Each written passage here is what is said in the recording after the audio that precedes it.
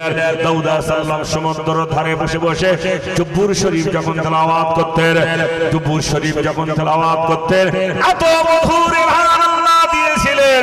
দাউদ নবীর কণ্ঠ শুনে উড়ন্ত পাখিগুলো উড়ে উড়ে উড়ে হয়ে এক জায়গায় এসে জমা হয়ে যেত। জোরে বলুন সুবহানাল্লাহ।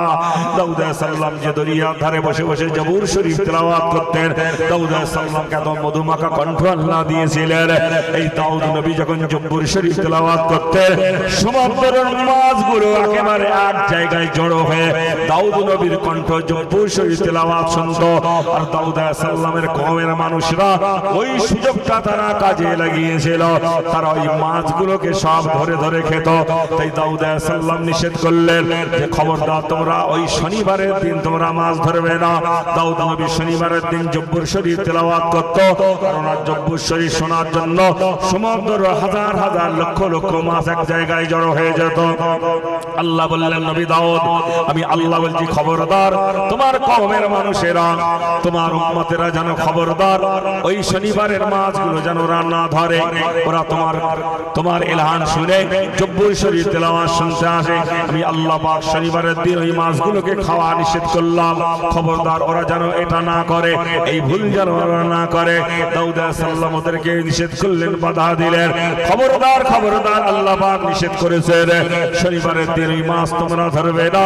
ওই মাছগুলো আমি নবী দাউদ যখন তেলাওয়াত করি জব্বুর শরীফ, ওই তেলাওয়াত শোনার জন্য এসে জড়ো হয়ে যায়। ওরা বলল ঠিক আছে আমরা শনিবারে ধরবো না। ওরা কি করতো ভাইজান, আমার খোদার সঙ্গে দু নম্বর শুরু করে দিল, খোদার সঙ্গে চালাকি শুরু করে দিল। আল্লাহ কোরআনে বলেছেন আমাকারু আমাকারাল্লাহ আল্লাহু খায়রুল মাকিরিন। এ বান্দা যত চালাকি করো, যত বুদ্ধি ধরো না করো, আমি আল্লাহ আমার উপরে কেউ যেতে পারবে না। জোরে বলুন সুবহানাল্লাহ। ওরা এই শনিবারের দিন মাছগুলো সব এমন করে বেড়া দিয়ে জাল দিয়ে আটকে দিত, আর রবিবারের দিন ধরে ধরে খেত। আল্লাহ পাক নিষেধ করার পর ওরা যখন শুনল না, দাউদ সাল্লামকে বলল আমি গজব নাযিল করব। আল্লাহ পাক নারাজ হয়ে গেলেন, দাউদ নবীর কওমের উপর আল্লাহ গজব নাযিল করে দিলেন। ৭০,০০০ মানুষকে আল্লাহ পাক জলিল খার পাদর বানিয়ে দিলেন, পাদরের রূপান্তরিত আল্লাহ করে দিলেন। গায়ে সব বড় বড় ফোঁসা হয়েছিল, ২-৩ দিন বেঁচে ছিল, তারপরে সব মরে গিয়েছিল। দাউদ নবী আল্লাহ পাকের দরবারে দোয়া করেছিলেন, তাই অনেক নবী সাল্লাল্লাহু আলাইহি দোয়া করে দিয়েছেন। নবীদের দোয়াকে কবুল করে আল্লাহ পাক তার কওমকে ধ্বংস করে দিয়েছেন। যেমন লূত সাল্লাম দোয়া করেছিলেন, এই লূত নবীর মানুষেরা, লূত নবীর কওমের মানুষেরা এরা একটা কঠিন পাপ করত, যা মুখে বলতে বড় শরম লাগে ভাইজান আমার। এই লূত নবীর কওমেরা তো একটা নোংরা কাজ করত, এমন একটা নোংরা জঘন্য পাপ তারা করত। আল্লাহ পাক নিষেধ করলেন খবরদার ওরা যেন ওই কাজ যেন আর না করে। লূত নবীর কওমের মানুষদের একটা বদ অভ্যাস ছিল, পুরুষে পুরুষে যৌনা খোদা নিবৃত্তি করত। আরবিতে যাকে লাবাতাত বলা হয়েছে, ইংরেজিতে যাকে হোম সেক্স বলা হয়েছে, বাংলায় যাকে বলা হয় সমকামিতা। কি বলে, কথা বলে সমকামিতা, আরবিতে বলা হয় লাবাতাত। নারী লাগবে না, পুরুষে পুরুষে। তাই আল্লাহ রাসূল বলেছেন খবরদার। আল্লাহ রাসূলকে আল্লাহ কত জ্ঞান দিয়েছিলেন, দুটো যুবক একই লেপে একই কম্বলের মধ্যে থাকবে না, দুটো নারী একই জায়গায় থাকবে না, অঘটন ঘটতে পারে। কত জ্ঞান আল্লাহ রাসূলকে দিয়েছিলেন। লূত নবী বললেন খবরদার, সর্বনাশ তোমরা করছো, আল্লাহ নিষেধ করেছেন তোমরা বিয়ে শাদী করো, মেয়েদের বিয়ে শাদী করে হালাল ভাবে ব্যবহার করো, তোমরা ওই কঠিন পাপ আর তোমরা করো না, আল্লাহ নারাজ হয়ে গিয়েছে। যদি তোমরা না শোনো আল্লাহ পাক তোমাদেরকে ধ্বংস করে দেবে। ওরা বলল, ওরা ঠাট্টা করলো, লূত নবীর কথা ঠাট্টা করলো। বলো লূত, তুমি রোজ বলো আল্লাহ আযাব দেবে, গজব দেবে, কই তোমার আল্লাহর আযাব আসে কই? জোরে বলো নাউযুবিল্লাহ। ভাই, আল্লাহর শক্তির সঙ্গে কোন শক্তি পাল্লা দিতে পারে? পারে? আল্লাহ কোরআনে বলেছেন ইন্নাল্লাহা আলা কুল্লি শাইইন কাদির। আল্লাহ বলছে আমি, আমার শক্তি ক্ষমতা সবার উপরে। লূত সাল্লাম বললেন খবরদার এই কাজ তোমরা করো না। এবার আল্লাহ পাক জানিয়ে দিলেন যে অমুক তারিখে আমি তোমার কওমের উপরে গজব নাযিল করব। তবে লূত, তুমি একটা কথা শুনে রেখে দাও, ওই দিন তুমি এলাকা ছেড়ে পালিয়ে চলে যাবে। আর এই কাজে সাহায্য করত, কিতাবে এসেছে দুটো নবীর বিবি জাহান্নামে যাবে। কটা নবী? দুটো নবী, দুটো নবীর বিবি জাহান্নামে যাবে। খুব খেয়াল করে শুনবেন, রাত গভীর হয়ে গিয়েছে। কোরআন থেকে বলছি 28 পারা সূরা তাহরিমের মধ্যে এসেছে এই দুটো নবীর বিবি, মানে নবীর বিবি জাহান্নামে যাবে, তার মানে কি কত কঠিন পাপ করেছে। এই দুটো নবীর বিবির মধ্যে একটা নবীর বিবি হচ্ছে লূত নবীর বিবি। এই লূত নবীর বিবি এই জঘন্য কাজে সাহায্য করত। তাদের কি সাহায্য করত? লূত নবীর দরবারে যখন মেহমান আসতো, উনি পাড়ায় যে খবর দিত, যাও আমাদের দরবারে মেহমান এসেছেন, নবীর দরবারে তোমরা যে ওই কাজ করো, জোরে বলুন নাউজুবিল্লাহ। এই নোংরা কাজে সাহায্য করত। রাতের বেলা হলে, তখন তো আর মোবাইল ছিল না, রাতের বেলা হলে পাহাড়ে আগুন জ্বালিয়ে দিত, শহরা করে দিত। ওরা জানতো আগুন জ্বালানো মানে এবার মেহমান আসে, আর দিনের বেলা ধোঁয়া উড়িয়ে দিত। এই নোংরা কাজে সাহায্য করার জন্য লূত নবীর বিবিকে আল্লাহ জাহান্নামে দেবেন ঘোষণা করেছেন কোরআনে। আর আরেকটা নবীর বিবি জাহান্নামে যাবে, সেটা হচ্ছে হযরতে নূহ আলাইহিস সালাতু ওয়াস সালামের বিবি।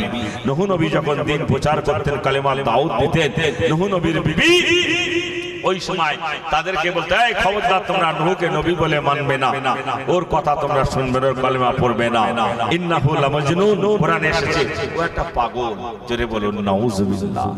এহেন কাজ করার বদলে আল্লাহ নারাজ হয়ে গিয়েছে, তাই এই দুটো নবীর বিবিকে আল্লাহ জাহান্নামী ঘোষণা করেছে। শুধু জাহান্নামী নয়, কোরআন বলছে কাল কিয়ামতের মহাময়দানে আল্লাহ পাক এই দুটো নবীর বিবিকে ডেকে বলবেন, ওয়াকিলা দুখুলান নার মা'আদ দাখিলিন। 28 পারা সূরা তাহরিমের আয়াত। নাদিরাদের গল্প বলতে বসিনি, কোরআন থেকে তাফসীর বলছি, যে কটা কথা বলছি মন দিয়ে শুনুন, গভীর রাত হয়ে গিয়েছে। কোরআনের তাফসীর বলছি, আল্লাহ পাক কাল কিয়ামতের মহাময়দানে এই দুটো নবীর বিবিকে ডেকে বলবেন, ওয়াকিলা দুখুলান নার মা'আদ দাখিলিন, যাও জাহান্নামে ঢুকে যাও। আল্লাহ পাক হুকুম করবেন জাহান্নামে ঢুকে যাও। এহেন অন্যায় করার কাজের বদৌলতে আল্লাহ নারাজ হয়ে গিয়েছে, তাই আল্লাহ পাক ওদেরকে বলবে, খবরদার আল্লাহ পাক তোমাদের উপরে গজব নাজিল করবে, এই নোংরা কাজ তোমরা যেন খবরদার আর করো না। ওরা লূত নবীর কথায় কর্ণপাত করে না, লূত নবীর কথা ওরা শুনে না। আল্লাহ পাক জানিয়ে দিলেন অমুক তারিখে গজব হবে। আল্লাহ পাক আগেই বলেছিলেন, লূত তুমি বেরিয়ে চলে যাবে, এলাকা ছেড়ে তুমি চলে যাবে। তুমিও যদি এলাকার মধ্যে থাকো, তুমিও ধ্বংস হয়ে যাবে। আল্লাহর নবী হযরত লূত আলাইহিস সালাম বেরিয়ে চলে গেলেন, গজব আসার আগে লূত নবী বেরিয়ে চলে গেলেন। এবার আল্লাহ পাক 12 জন ফেরেশতাকে আসমান থেকে পাঠিয়ে দিয়েছেন। এই 12 জন ফেরেশতার মধ্যে একজন ফেরেশতাকে আল্লাহ লিডার করে পাঠিয়েছেন, যার নাম হযরত জিবরাইল আলাইহিস সালাম। 12 জন ফেরেশতাকে আল্লাহ পাক গভীর রাতে পাঠিয়ে দিয়েছেন, দিয়ে বলছে, জিবরাইল চলে যাও, এই 12 জন ফেরেশতাকে সঙ্গে নিয়ে লূত নবীর কওমেরা যে জায়গায় যে ভূমিতে বসবাস করে, যে অঞ্চলে বসবাস করে, ওই জমিনটাকে ধরে মাটি সমেত রুটির মতন উল্টে দেবে, জ্যান্ত পুঁতে ফেলে দেবে। রুটি যেমন উল্টে দেওয়া হয়, জমিনটাকে মাটি সমেত উল্টে দেবে। ওই এলাকায় ওই অঞ্চলে যত গ্রাম আছে, যত পাড়া আছে, শূন্য জমিনটাকে ধরে মাটির তলায় জ্যান্ত পুঁতে ফেলে দেবে। 12 জন ফেরেশতাকে সঙ্গে নিয়ে হযরত জিবরাইল আলাইহিস সালামকে পাঠিয়ে দিয়েছে। আর আল্লাহ পাক আসার সময় বলে দিয়েছেন, এ জিবরাইল যাও, যাচ্ছ যাও, তবে আমার নবী ইব্রাহিম এখনো দুনিয়ায় হায়াতে বেঁচে আছে, যাওয়ার সময় আমার নবী ইব্রাহিমের সঙ্গে একটু দেখা করে যাবে, ইব্রাহিম নবীর একটু হুকুম নিয়ে যাবে। 12 জন ফেরেশতাকে সঙ্গে নিয়ে জিবরাইল ফেরেশতা গভীর রাতে হযরত ইব্রাহিম নবীর দরজায় এসে শিকল নাড়া দিচ্ছেন। গভীর রাতে যখন ইব্রাহিম নবীর ঘরের দরজা শিকল যখন নাড়া দিচ্ছেন, সঙ্গে সঙ্গে নবী ইব্রাহিম শিকল দরজাটা খুলে দিয়েছেন। খুলে দিয়ে দেখছেন 12 জন সুদর্শন যুবক, সুন্দর যুবকের রূপ ধারণ করে এসেছেন। ফেরেশতারা সেকেন্ডে সেকেন্ডে রূপ পরিবর্তন করতে পারে। 12 জন সুদর্শন যুবক এসে হাজির হয়েছেন।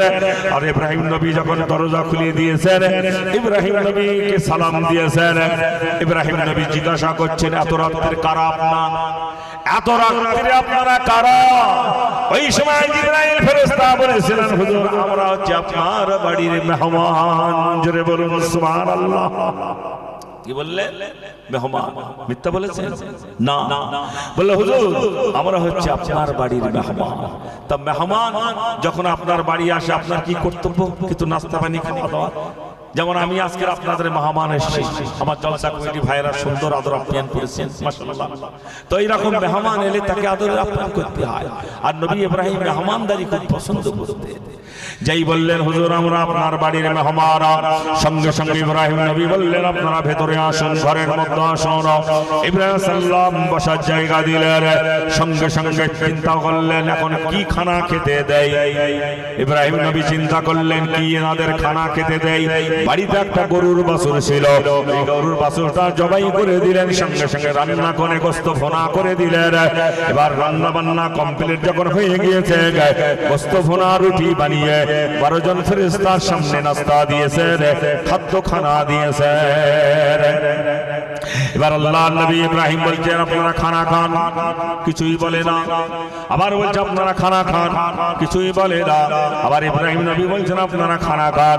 যেই 3 বার বলেছেন জিবরাইল ফেরেশতা তখন বলল হুজুর আমরা দুনিয়ার কোন মানুষ নই, আমরা মানুষের সূরত ধরে এসেছি। আমি জিবরাইল, আমার সঙ্গে আল্লাহ 12 জন ফেরেশতাকে পাঠিয়েছেন। ওই সময় নবী ইব্রাহিম বলল এত রাতের কি খবর?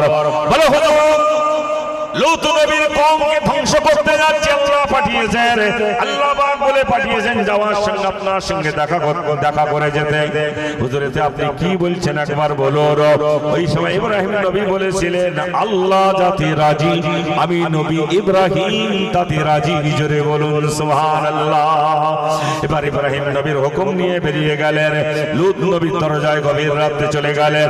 লূত নবীর দরজায় গিয়ে যখন শিকল নাড়া দিচ্ছেন, লূত সাল্লাম দরজা খুলে দিলেন। লূত নবী দেখলেন 12 জন সুদর্শন সুন্দর যুবক। দেখে বলল আপনারা কারা? বলল হুজুর আমরা হচ্ছে আপনার বাড়ির মেহমান। লূত নবী সঙ্গে সঙ্গে ভেতরে জায়গা করে দিয়েছেন, বসার জায়গা করে দিয়েছেন, দরজাটা বন্ধ করে দিয়েছেন। লূত নবী চিন্তা করছেন, ঘাবড়ে যাচ্ছেন। এই গভীর রাতে সুন্দর 12 জন যুবক এসেছে। আর এই খবর যদি আমার কওমের মানুষরা ছেলেরা যদি জানতে পারে, ওরা হাইনার মতন ছুটে আসবে, আমার দরজায় এসে লাথি মারবে, ধাক্কা মারবে, ওদেরকে পার করার জন্য বলবে আর ওই নোংরা কাজ করবে এদের সঙ্গে। লূত নবী ঘাবড়ে যাচ্ছেন, কাঁপতে শুরু করে দিয়েছেন। লূত নবী এই সময় বুঝতে পারলেন আমার ভাইজানেরা লূত নবী দরজাটা দিয়ে ঘাবড়াচ্ছেন।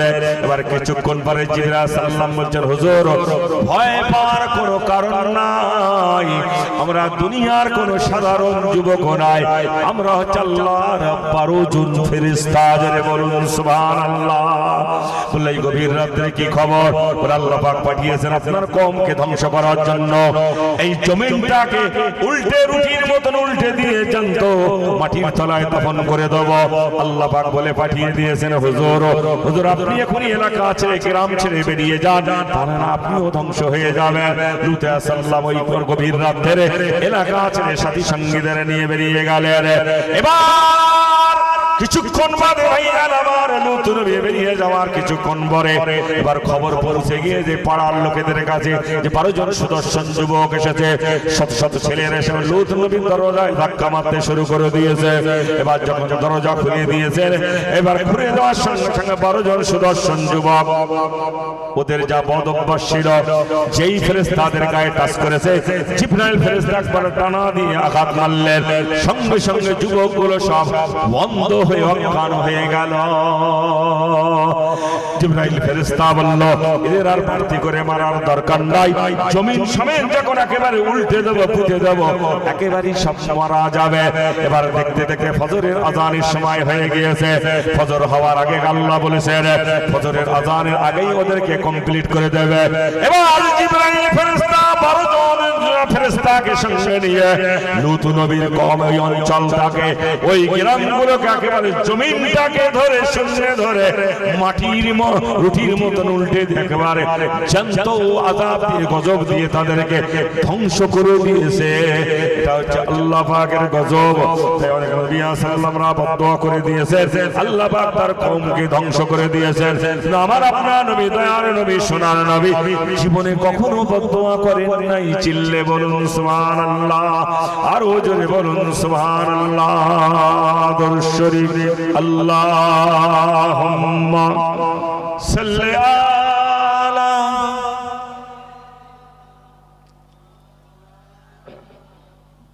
ওয়ালা আলে।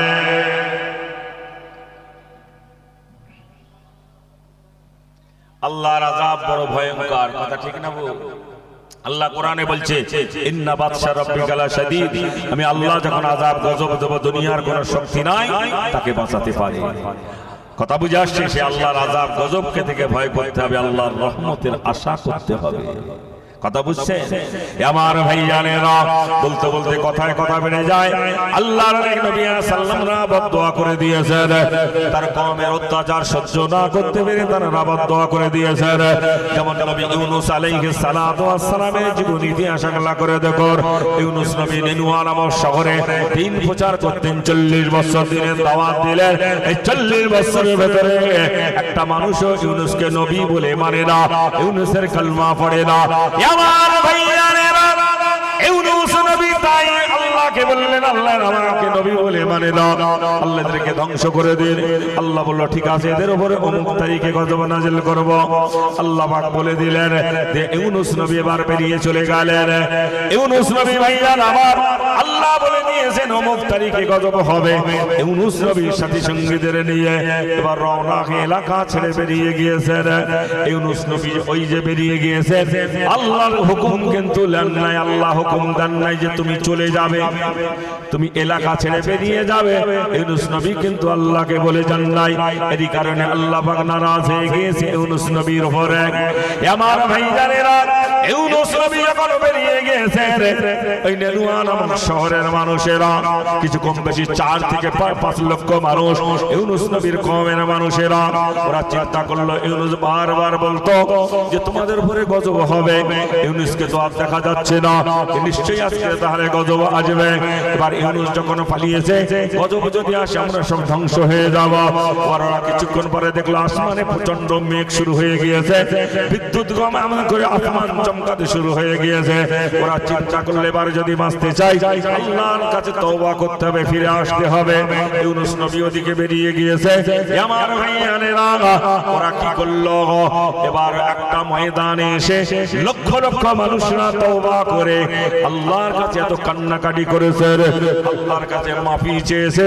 আল্লাহ পাক ওদের চোখের পানি কবুল করে নিয়ে আসমানের আযাবটা আসমানে লটকে দিয়েছেন। জোরে বলুন সুবহানাল্লাহ। ওদের উপর আল্লাহর আযাব দান করেন না, আল্লাহর আযাব দান না, আল্লাহ আযাব আসমানে আকাশে তুলে নিয়েছেন। ইউনূস নবী ওদিকে বেরিয়ে গিয়েছেন। আমার ভাইয়ারেরা, এবার খবর যাচ্ছে, হে নবী ইউনূস, তুমি যে বললে অমুক তারিখে গজব হবে, ওই তো তোমার গজব আসে না। ইউনূস নবী চিন্তা করলেন, তাহলে আল্লাহ যে আমাকে বলল গজব দেবে, গজব যদি না আসে ওরা তো আগে আমাকে মানতো না, এবার যদি আমি এলাকায় যাই ওরা আরো বেশি মারধর করবে, কারণ গজব তো নাজিল হয় না। বলবে নবী ইউনূস তুমি মিথ্যা কথা বলো, কিন্তু আল্লাহ পাক ওদের চোখের পানি কবুল করে নিয়ে ওদের আযাবটাকে আসমানে লটকে দিয়েছে। এটা ইউনূস নবী মাঝখানে খবর রাখে না। তাই ইউনূস নবী চিন্তা করলেন আর দেশে ফিরবো না, ভিন দেশে পালিয়ে যাব। এই না চিন্তা ভাবনা করে ভাইরা আমার সমুদ্র একটা জাহাজে উঠে পড়েছে, সমুদ্র জাহাজে উঠে পড়েছে, ভিন দেশে চলে যাবে, অন্য দেশে চলে যাবে। জাহাজ যখন ছেড়েছে, মাছ সমুদ্রে যেই চলে গিয়েছে, জাহাজ আটকে গিয়েছে, জাহাজ আর যায় না। এবার ভাইরা আমার নাবিকরা দেখে বলল এই জাহাজে হাজার হাজার যাত্রী আসে, এর মধ্যে একজন পলাতক গোলাম আছে যে তার মনিবকে ফাঁকি দিয়ে বেরিয়ে যাচ্ছে। এবার লটারি করা হলো, যতবার লটারি করে ততবার ইউনূস নবীর নাম আসে। যখন লটারি করলো, ইউনূস নবীর নাম যখন আসলো, নবীর চেহারা নূরের মতন আল্লাহ করেছেন। হাজার হাজার মানুষ বলল এই মানুষটা কখনো মিথ্যা কথা বলতে পারে না, লটারি আবার করো, নিশ্চয়ই ভুল হচ্ছে। আবার লটারি করা হলো, আবার ইউনূস নবীর নাম আসলো। জনগণ বলল না না না, নাবিক বলল এনাকে দরিয়ায় না ফেলে দিলে এই জাহাজ আর চলবে না। জনগণ বলল ইনি একজন আল্লাহর আবেদ বান্দা, ইনি একজন আল্লাহর মাহবুব বান্দা, ইনি একজন আল্লাহর নবী হতে পারে, এনাকে কোনোদিন ফেলে দেওয়া যাবে না, লটারি ভুল হচ্ছে, আবার করো। এইভাবে 10 বার লটারি করা হলো, 10 বার ইউনূস নবীর নাম আসলো। 10 বারের মাথায় ইউনূস নবী বলল আমি সেই পলাতক গোলাম কারণ আল্লাহকে না বলে চলে যাচ্ছি, তোমরা আমাকে দরিয়ায় ফেলে দাও। এবার ইউনূস নবীকে ওই গভীর রাত্রে পানির জাহাজ থেকে যে সমুদ্রে ফেলে দেওয়া হলো। বিরাট বড় একটা মাছ এসে ভাইজান আমার ইউনূস নবীকে হালুম করে গিলে নিল। ইউনূস নবীকে যখন পেটের ভেতর নিয়ে চলে গেল, ইউনূস নবীকে গিলে নেওয়ার সঙ্গে সঙ্গে ওই মাছটা কিতাবে লেখা হয়েছে, ওর কাছে মাথা নত করলে আমার প্রেস্টিজ হামবার হবে, আমার মান সম্মান থাকবে না। আল্লাহ বলছে, আমি বলছি তুমি আরেকটা বার সিজদা করো, তোর পাওয়ার যা দেওয়ার আমি আল্লাহই তো দিয়েছি, তোর মান সম্মান থাকবে কি যাবে ওটা আমি আল্লাহ পরে দেখবো। এখন আমি আল্লাহ বলছি তুই আরেকটা বার সিজদা কর। ও বললো আমি করব না। আল্লাহর হুকুম যখন অ্যাভয়েড করলো, আল্লাহর হুকুম যখন মানলো না, আল্লাহ পাক নারাজ হয়ে গেল। আল্লাহ বললেন লানাতাল্লাহি ইবলিসা, তুই হয়ে যা, ধ্বংস হয়ে যা, আমার লানত তোর উপরে, তুই বেহেশত থেকে বেরিয়ে যা। ইবলিস শয়তানকে বেহেশত থেকে আল্লাহ তাড়িয়ে দিল আদমকে সিজদা না করার জন্য। ও যখন বেহেশত থেকে বেরিয়ে চলে আসছে, ওই সময় শয়তান ইবলিস বলেছিল, ও রব্বুল আলামিন আল্লাহ পাক ৭০,০০০ বছর ইবাদত করেছি, কত কষ্ট কত পরিশ্রম করেছি, তোমাকে খুশি রাজি করেছি আল্লাহ পাক, আর একটা ভুল করার কারণে আদমকে সিজদা না করার জন্য আজকে আমার ৭০,০০০ বছর ইবাদত ধূলিসাৎ ধ্বংস হয়ে গেল। ও রব্বুল আলামিন আল্লাহ পাক, আমি তো বেহেশত থেকে চলে যাচ্ছি, দুনিয়ায় চলে যাচ্ছি। একটা কথা আপনার কাছে জানতে চাই, সেটা হলো এই যে আল্লাহ পাক আমি যে ৭০,০০০ বছর ইবাদত করলাম, এই ইবাদতের আমার পরিশ্রমের দাম দেবেন না, ইবাদতের মূল্য দেবেন না। আল্লাহ বললেন অবশ্যই তোকে দেব, কারণ কোরআন বলছে ফামাইয়ামাল মিসকালা যাররাতিন খাইরান ইয়ারা ওয়া মাইয়ামাল মিসকালা যাররাতিন শাররান ইয়ারা। যাররা পরিমাণ যদি কেউ বান্দা ভালো কাজ করে তারও যাজা বদলা দেওয়া হবে, যাররা পরিমাণ গুনাহ করলে তারও সাজা ভাগ করতে হবে। আমি আল্লাহ চুল চিরে হিসাব করব, তুই ৭০,০০০ বছর ইবাদত করেছিস, তোর ইবাদতটা আমার দরবারে কবুল হয়ে গিয়েছিল। বল তুই ৭০,০০০ বছর ইবাদতের প্রতিদান কি চাস একবার বল, ৭০,০০০ বছর ইবাদত দাম কি চাস একবার বল। শয়তান ইবলিস তখন আল্লাহ থেকে ৪টি পাওয়ার চেয়ে নিয়েছিল। আল্লাহকে সর্বপ্রথম বলেছিল, আল্লাহ পাক আমি যে আদমের জন্য ধ্বংস হয়ে গেলাম, আদমের জন্য বরবাদ হয়ে গিয়েছিলাম, আদমের জন্য বরবাদ হয়ে গেলাম, ও রব্বুল আলামিন আল্লাহ পাক আমার ১ নম্বরে চাওয়া, ১ নম্বরে পাওয়া আল্লাহ পাক ৭০,০০০ বছর ইবাদতের মূল্য ১ নম্বর হচ্ছে আল্লাহ পাক কিয়ামত পর্যন্ত, দুনিয়া যতদিন রাখবেন কিয়ামত পর্যন্ত আমাকে হায়াত দিতে হবে, আমার মরণ দিলে হবে না। আল্লাহ বলল যা তোর দাবিটা আমি কবুল করলাম, এই পাওয়ারটা তোকে দিয়ে দিলাম, সবার মরণ হবে তোর মরণ হবে না, কিয়ামত পর্যন্ত তোকে বাঁচিয়ে রাখবো। আল্লাহ বলল আর কিছু চাস কিনা একবার বল। শয়তান বলল আল্লাহ পাক ২ নম্বরে আমাকে আরেকটা জিনিস দিতে হবে। আল্লাহ বলছে বল তোর কি চাওয়ার আছে। শয়তান বলল আল্লাহ পাক আপনি আমাকে এমন পাওয়ার শক্তি দান করুন, আমি যেন মাটির তলা দিয়েও যেতে পারি, পানির তলা দিয়েও যেতে পারি, শূন্য আকাশে যেতে পারি। আল্লাহ বলল যে পাওয়ারটা তোকে দিয়ে দিলাম, আর কিছু চাইবি কিনা বল। শয়তান ৩ নম্বরে বলল আল্লাহ পাক আরেকটা পাওয়ার আমাকে দিতে হবে আল্লাহ পাক। আল্লাহ বলল বল তোর কি চাওয়ার আছে। শয়তান বলল আল্লাহ পাক যে আদমের জন্য ধ্বংস হয়ে গেলাম, যে আদমের জন্য জাহান্নামী হয়ে গেলাম, জাহান্নামী বানিয়েছেন, শুধু তাই নয় জাহান্নামীদের নেতা লিডার আপনি আমাকে বানিয়ে দিয়েছেন। ও রব্বুল আলামিন আল্লাহ পাক আপনি আমাকে এত শক্তি ক্ষমতা দান করুন, আদমের আওলাদদের, আদমের সন্তানদের নফসের ভিতরে ঢুকে যাব, রক্তে ঢুকে যাব, শিরায় ঢুকে যাব, মনের মধ্যে ঢুকে দিয়ে ধোঁকা দিয়ে দিয়ে দিয়ে দিয়ে ওদেরকে আমি জাহান্নামী বানাবো। এই পাওয়ার আপনি আমাকে দান করুন। আল্লাহ বলল যে পাওয়ারটা তোকে দিয়ে দিলাম, আর কিছু চাস কিনা একবার বল। শয়তান বলল আল্লাহ পাক ৪ নম্বরে আমাকে আরেকটা পাওয়ার দিতে হবে। আল্লাহ বলল বল তোর কি চাওয়ার আছে। শয়তান বলল আল্লাহ পাক চোখের পলক মারার সাথে সাথে আমি যেন দুনিয়ার এক প্রান্ত থেকে আরেক প্রান্তে পৌঁছে যেতে পারি, সেকেন্ডের ভিতরে যেন সেখানে যেতে পারি। আল্লাহ বলল যে পাওয়ারটা তোকে দিয়ে দিলাম। এই ৪টি পাওয়ার আল্লাহর কাছ থেকে শয়তান ইবলিস চেয়ে নিয়েছে। শয়তান ইবলিস এই ৪টি পাওয়ার চেয়ে নিয়ে যখন দুনিয়ায় চলে আসছে, আল্লাহ পাক শয়তান ইবলিসকে ডেকে বলেছিল এই শয়তান শোন, তোকে দিয়েছি ৪টি পাওয়ার, আর আমার বান্দা বান্দীদের জন্য একটা তোফা রেখেছি, একটা নিয়ামত রেখেছি। শয়তান শুনে বলল আল্লাহ পাক একটা বাদ দে, তাও আমার ৩টে বেশি, অতএব ওরা আমার সঙ্গে যুদ্ধে জয়লাভ করতে পারবে না। আল্লাহ বলল একটা তোফা যে রেখেছি সেটা একটু শুনে যা। শয়তান বলল আল্লাহ বলো না কি বলতে চাইছো।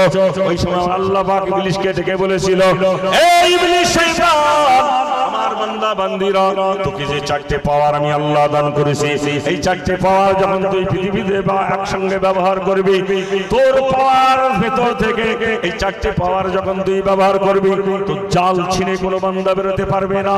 তোর ধোকায় পড়ে মদ খাবে, সুদ খাবে, ঘুষ খাবে, জেনা করবে, ব্যভিচারী করবে, আল ফেলবে, দৌড় ফেলবে, মানুষ মার্ডার করবে, সেন্টাই করবে, গুন্ডামি করবে, ভণ্ডামি করবে, লটারি কাটবে, অনেক কিছু পাপ করবে, নামাজ কাজা করবে, রোজা নষ্ট করবে। কিন্তু ইবলিস শয়তান সব আমার বান্দা যদি মরণের আগে একবার যদি খালেস অন্তরে তওবা করে গভীর রাতে তাহাজ্জুদের নামাজ পড়ে, কোরআন তেলাওয়াত করে, ফজরের নামাজ পড়ে, গভীর রাতে তওবা করে, চোখের পানি ছেড়ে দিয়ে যদি দুটো হাত তুলে দোয়া চায়, আল্লাহ পাক জীবনে মদ যা খেয়েছি আজ থেকে আর খাবো না, রোজা যা নষ্ট করেছি আজ থেকে আর করবো না, নামাজ যা কাজা করেছি আজ থেকে আর করবো না, এইভাবে যদি ওই জায়গায় স্টক হয়ে দাঁড়িয়ে যায়, আর জীবনটা যদি আমি আল্লাহ আমার পথে কাটাতে পারে, চালাতে পারে, আমি আল্লাহ পাক আমার নাম রহমান, আমার নাম রহিম, আমার নাম গফফার, আমার নাম সত্তার, আমি আল্লাহ পাক দয়াময় দয়া করে তাদের চোখের পানি রসিলা করে তাদের জীবনের পাহাড় গুনাহগুলোকে maaf করে ধুয়ে মুছে সাফ করে বেগুনাহ মাসুম বাচ্চা বানিয়ে জান্নাত হালাল বানিয়ে দেব। চিল্লে বলুন সুবহানাল্লাহ। শয়তান সেবার কান্না শুরু করেছে। শয়তান বলছে আল্লাহ পাক 5 নম্বরে আমার আরেকটা দাবি কি মানা যাবে? আল্লাহ বলল তোর দাবিটা কি একবার বল। শয়তান বলছে আল্লাহ আপনি বলুন আমার 5 নম্বরের দাবিটা মানবেন কি একবার বলো। আল্লাহ বলছে আগে তুই বল তোর দাবির কথাটা। শয়তান বলছে না আল্লাহ আপনি ওয়াদা করুন আমার 5 নম্বরের দাবিটা মানবেন। আমার আল্লাহ বলছে ওয়াদা করা যাবে না, তোর দাবিটা শুনি আগে, যদি মানার মতো হয় মানবো, না তো মানবো না। শয়তান ওই সময় আল্লাহকে বলেছিল আল্লাহ পাক সারাটা জীবন ধরে ওরা আমার দলে হয়ে কাজ করবে, আমার দলে হয়ে ঢুকে কাজ করবে, মদ গাঁজা সুদ ঘুষ তাড়ি জেনা জুয়া বিড়ি গাঁজা আল ঠেলা দোট ঠেলা মানুষ মাথায় সেন্টাই করবে, গুন্ডামি করবে, ভণ্ডামি করবে, আল্লাহ পাক নামাজ নষ্ট করবে, রোজা নষ্ট করবে, সারাটা জীবন ধরে আমার দলে হয়ে কাজ করবে। আর শেষ বেলা বুড়ো বয়সে তোমার দলে যখন যাবে তুমি ওদের মুখে লাথি মেরে আমার দিকে ফেলে দেবেন আর বলবেন সারা জীবন যেখানে ছিলি সেখানে মরগে যা, এখন আমার দলে এলো না, এই বলে ওদেরকে আমার কাছে ঠেলে ফেলে দেবেন। আমার এই 5 নম্বরের দাবিটা আপনি কবুল করুন আর আমি কিছু চাইবো না। আল্লাহ বলল শোন ইবলিস যা যেটা দোয়া হয়ে গিয়েছে ও আর পাল্টা পাল্টি করা হবে না। জোরে বলুন সুবহানাল্লাহ, আরো জোরে বলুন সুবহানাল্লাহ। দরুদ শরীফ আল্লাহুম্মা সাল্লি আলা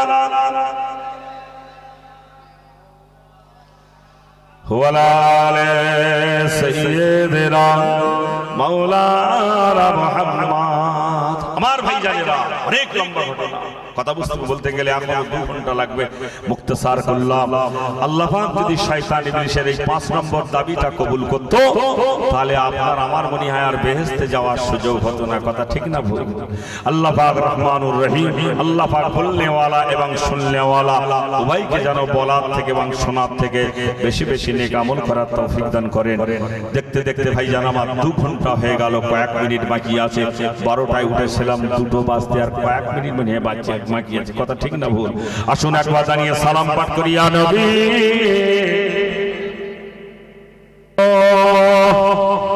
আগে আসুন, আখেরি মোনাজাত হবে।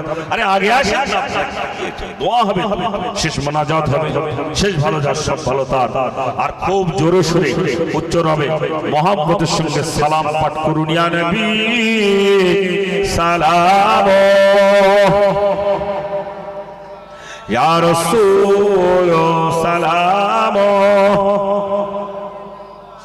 ইয়া হাবিব সালাম সালাওয়াতুল্লাহ आप सुल्ताने ए मदीना मोहम्मद अहियो सकीना नूर से मामो रसीना इश्क से बेहतार पसीना या नबी सलामो खूब जोर या रसूल सलामो या हबीब सलामो सलावतुल्लाह अशराकल बदरो अलाइना अख्ताफात मिनहुल बदूर मिसलाहु निकमाराइना तत्तुया वजह सुरूरी या नबी सलामो या रसूल सलामो या हबीब सलामो सलावतुल्लाह जब नबी पैदा हुए थे सब माला तड़पार खड़े थे रब सल्लिम पार रहे थे बादाब यूं कह रहे थे या नबी सलामो या रसूल सलामो या हबीब सलावतुल्लाह जिब्राइल डाके एबारे बार खुले दाओ আসমানের দুয়ার এসেছেন নবীদের সরদার করিতে আল্লাহ আর দিদার ইয়া নবী সালাম ইয়া রাসূল সালাম ইয়া হাবিব সালাম সালাওয়াতুল্লাহ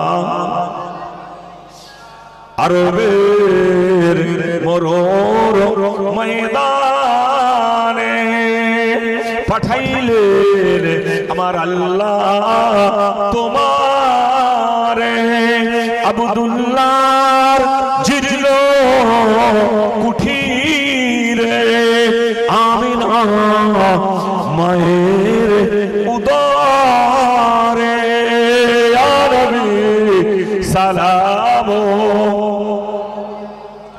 ইয়া রাসূল সালাম ইয়া হাবিব সালাতুল্লাহ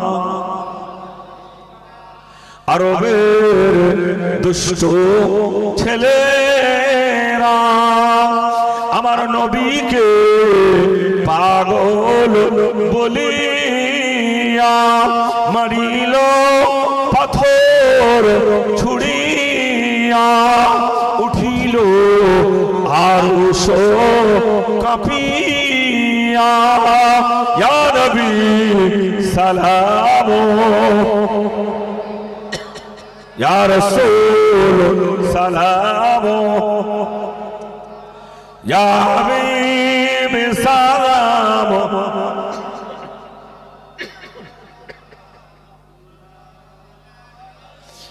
নবীজির আব্বা আব্দুল্লাহ নবীজির আম্মা আমেনা নবীজির দুদুমা হালিমা নবীজির রওজা মদিনা ইয়া নবী সালাম ইয়া রাসূল সালাম ইয়া হাবিব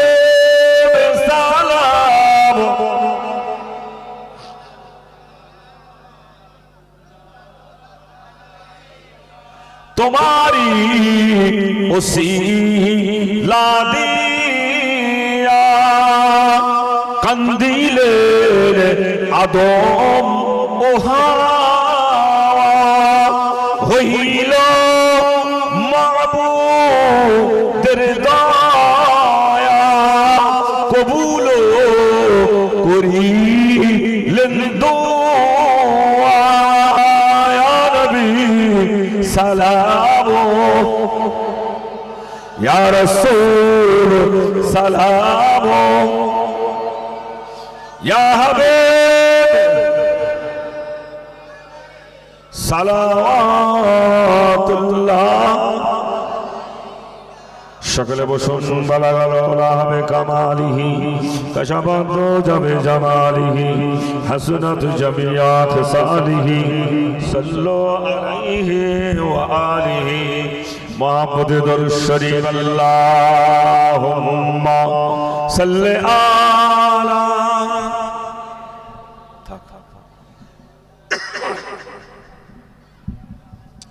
ওয়ালা আলে সাইয়্যিদিনা।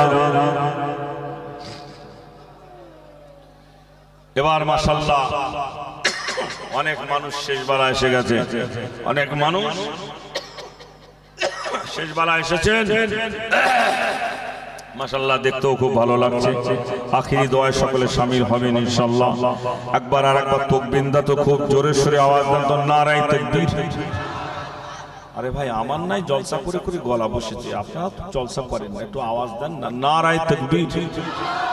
আরো জোরে নারায়ে তাকবীর, খুব জোরে নারায়ে তাকবীর। হলো না হলো না, এখান থেকে আওয়াজ দেবেন মেদিনীপুর টাউন খড়গপুর পেরিয়ে যায় যেন, একটু বোম ফেলা মতন আওয়াজ দেন, নারায়ে তাকবীর নারায়ে তাকবীর। মহান ইসলামী জলসা, মহান ইসলামী জলসা, বিশ্ব নবী দিবস, সিলসিলায়ে হক ফুরফুরা শরীফ, সিলসিলায়ে হক ফুরফুরা শরীফ, হিজবুল্লাহ হিজবুল্লাহ, উলামায়ে ইকরামগণ, দাতাগণ, কমিটি সাহেবানগণ, গ্রামবাসীগণ, তাকবীর দেন, নারায়ে তাকবীর। আল কোরআনের আলো, খুব জোরে, আল কোরআনের আলো, আল হাদিসের আলো, আল হাদিসের আলো, তাকবীর দেন, নারায়ে তাকবীর। কালমা জিকির লা ইলাহা ইল্লাল্লাহ, লা ইলাহা ইল্লাল্লাহ মুহাম্মাদুর রাসূলুল্লাহ। খুব জোরে কালমা লা ইলাহা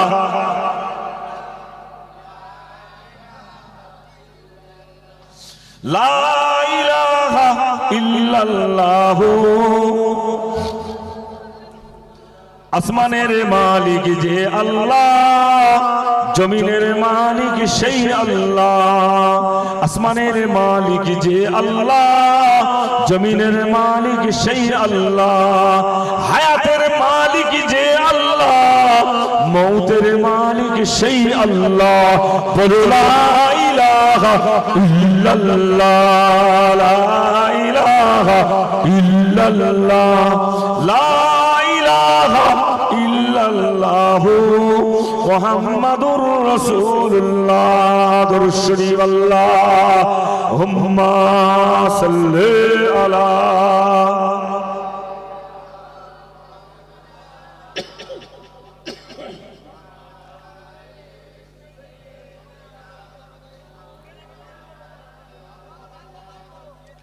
আসুন এখন সবর সাই দরুদ শরীফ আল্লাহ।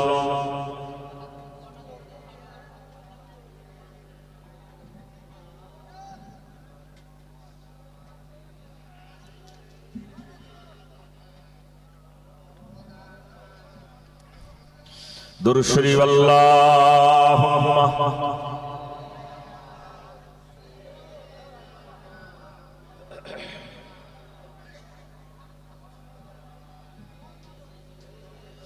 মাওলানা মুহাম্মদ। আলহামদুলিল্লাহ, সকলে বলেন আলহামদুলিল্লাহ। মুক্তসার করলাম, এখন সবর সাদি দোয়া খায় হবে। সকলে বিসমিল্লাহ সহ একবার সূরা ফাতিহা, তিনবার কুল হুয়াল্লাহ, কয়েকবার দরুদ শরীফ পড়ুন। গল্প গুজব করবেন না, যারা না জানেন সুবহানাল্লাহ আলহামদুলিল্লাহ পড়েন। বিসমিল্লাহির রহমানির রহিম, আলহামদুলিল্লাহি রাব্বিল আলামিন, সিরাতাল মুস্তাকিম, সিরাতাল লাযিনা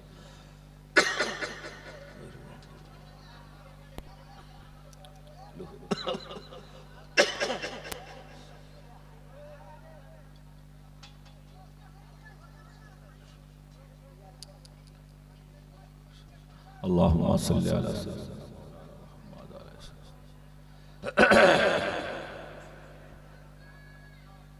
আপনারা যে যা পড়েছেন আমাকে হাওয়ালা করুন। আল্লাহুম্মা আমিন।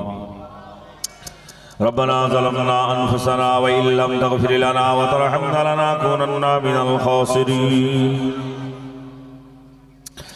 ربنا أتمم لنا نورنا واغفر لنا إنك على كل شيء قدير.